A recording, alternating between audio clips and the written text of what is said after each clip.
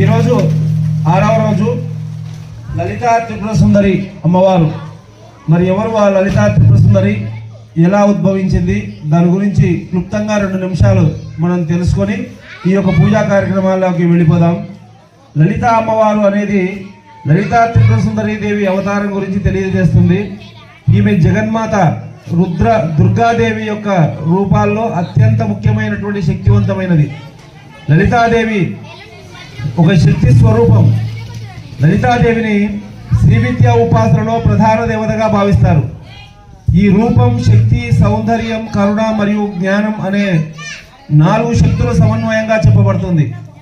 త్రిపుర సుందరి అంటే 3 లోకాల్లోకెల్లా లేదా స్థితులలో జాగృతం, స్వప్నం, సుషుప్తి అత్యంత సౌందర్యవతి అని అర్థం. శ్రీచక్ర నాయకి ఈమె